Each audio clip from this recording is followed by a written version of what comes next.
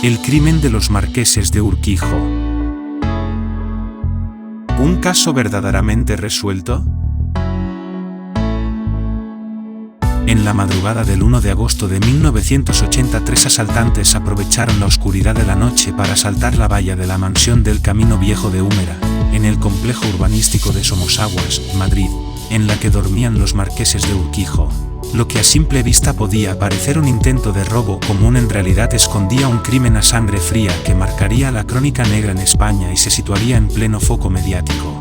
El lugar no fue elegido por mero azar, tampoco el momento ni mucho menos las víctimas. A la mañana siguiente en esa casa no se despertarían sus propietarios como cada día, ni desayunarían ni volverían a desempeñar sus rutinarias labores porque los agujeros de bala en las cabezas de los marqueses de Urquijo les había dejado inmovilizados en la cama.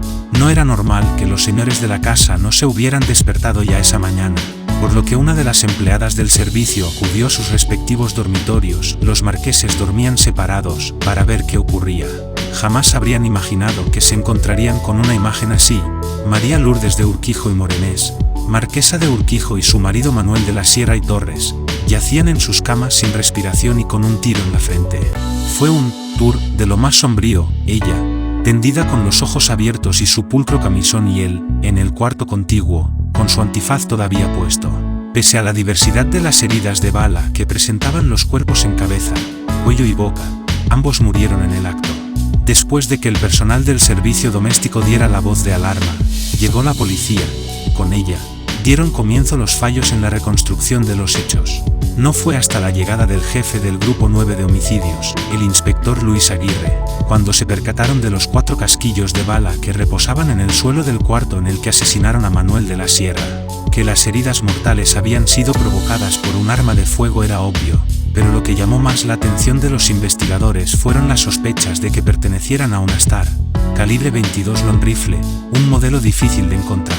Tras estas primeras indagaciones, las autoridades abandonaron la mansión sin hallar el arma del crimen ni molestarse en darse cuenta de que la golosa caja fuerte estaba intacta, así como los objetos de valor de los marqueses de Urquijo.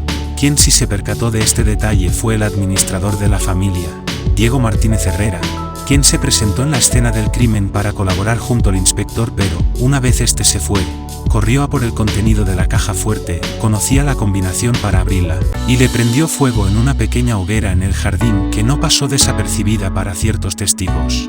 Además, ordenó que limpiaran las manchas de sangre de los dormitorios y que lavaran los cuerpos de los marqueses, haciéndoles así un flaco favor a los forenses del Instituto Anatómico que debían examinarlos después. Cuando la asistenta limpió al fin el escenario del crimen, pudo comprobar que los agentes habían pasado por alto algo más, un lazo negro a los pies de la cama de la marquesa. Sin embargo, cuando el mayordomo y la asistenta quisieron poner en conocimiento del hallazgo a Aguirre, la hija de los Urquijo, Miriam de la Sierra, les paró los pies. Desde un principio, se barajó la posibilidad de que el autor o autores del crimen fuera un conocido de las víctimas, ya que tenía controlado el terreno que pisaba. El asaltante reconocía los pasillos y habitaciones de la mansión de Somosaguas, había estado ahí antes. Así lo concibió el subcomisario encargado de llevar a cabo las primeras pesquisas, Antonio Herrero. Pero en el momento de los hechos, las únicas personas que se encontraban en la casa y que podían cuadrar con este perfil eran la cocinera, la asistenta, el mayordomo y el chofer. Las evidencias eran claras, la puerta de entrada a la vivienda por la parte de la piscina había sido forzada con un soplete. El criminal, además, había sido especialmente meticuloso al utilizar un esparadrapo para evitar que los cristales cayeran al suelo. Las primeras sospechas se dirigieron desde un principio a una persona, Rafael Escobedo. Escobedo, alias Rafi, era el yerno, hijo, de los marqueses de Urquijo tras casarse con su hija Miriam el 21 de junio de 1978, un enlace con el que el padre de familia nunca quedó muy satisfecho.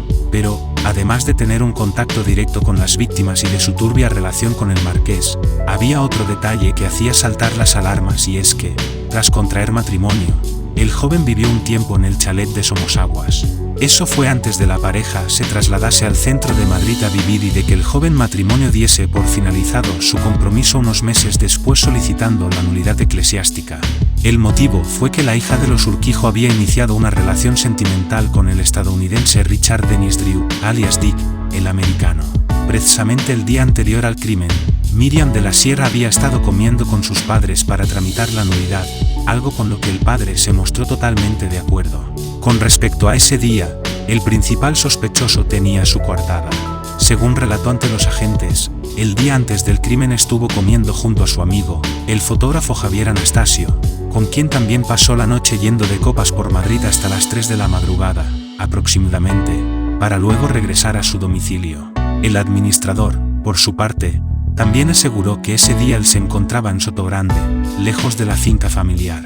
Las sospechas sobre Escobedo nunca se disiparon, y después de que todos los Urquijo le hicieran el vacío y con la investigación todavía abierta, Rafi decidió irse a vivir a una finca propiedad de su padre, la misma en la que los investigadores hallaron más tarde unos casquillos de pistola que coincidían con el arma homicida. Así, el 8 de abril de 1981, Rafael Escobedo era detenido, junto a su padre, como acusado del asesinato de los marqueses de Urquijo e ingresó posteriormente en la prisión de Carabanchel.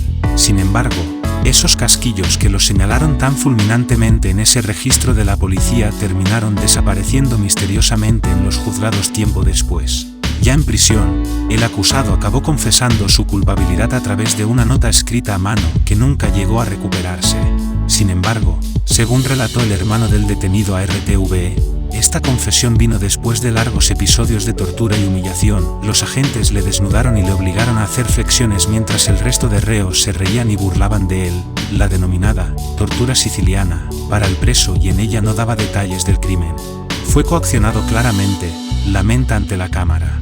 Lo curioso de la detención de Escobedo fue que, pocos días después, su amigo Anastasio y el administrador de la familia cogieron un vuelo, en aviones distintos, a Londres, donde también se encontraba el hijo de los Urquijo, Juan de la Sierra. Mientras el único acusado pasaba sus días entre rejas, su amigo Anastasio fue investigado al considerarlo un posible cómplice de los hechos y llevado ante el juez, aunque finalmente no pudo ser condenado ni llegaron a corroborar su autoría porque se fugó.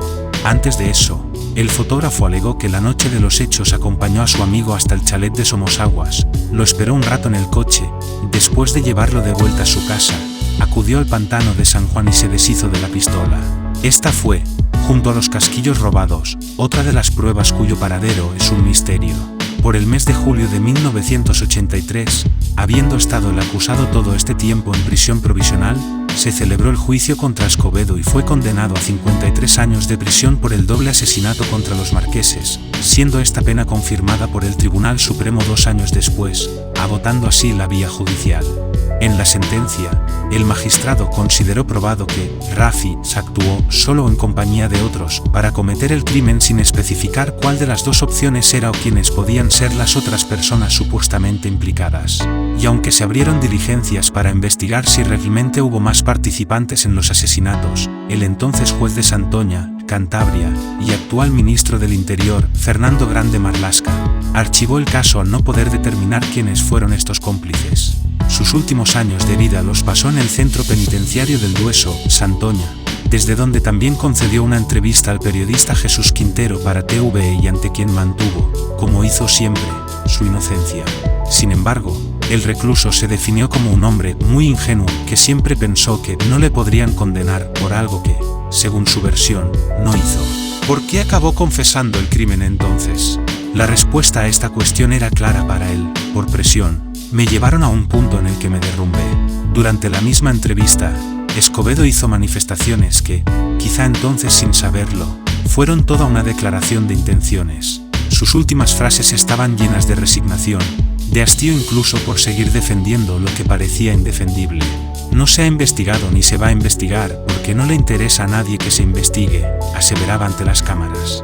El final de su última aparición pública sonaba, cuanto menos, desolador. Lo han conseguido, pueden sentirse orgullosos, yo ya no soy nada. Única y exclusivamente me refugio en drogas. Es lo único que utilizo para poder seguir viviendo, confesaba con la mirada perdida justo antes de lanzar una petición, puede que de auxilio. Si algún día me muero, lo único que espero es que nadie tenga la poca vergüenza de ir a derramar una sola lágrima sobre mi tumba, porque lo que me han negado estando vivo, un poco de compasión, de humildad, de sentimientos, no tendría lógica que me lo den después. Días después de esa entrevista, a las 1:20 del 27 de julio de 1988, encontraron el cuerpo sin vida de Escobedo en su celda, colgando con una sábana del techo y con restos de cianuro en los pulmones. Posteriormente, los forenses que examinaron el cuerpo descubrieron que el preso ya estaba muerto antes de haber sido ahorcado. Lo han conseguido, pueden sentirse orgullosos. Yo ya no soy nada. Rafael Escobedo.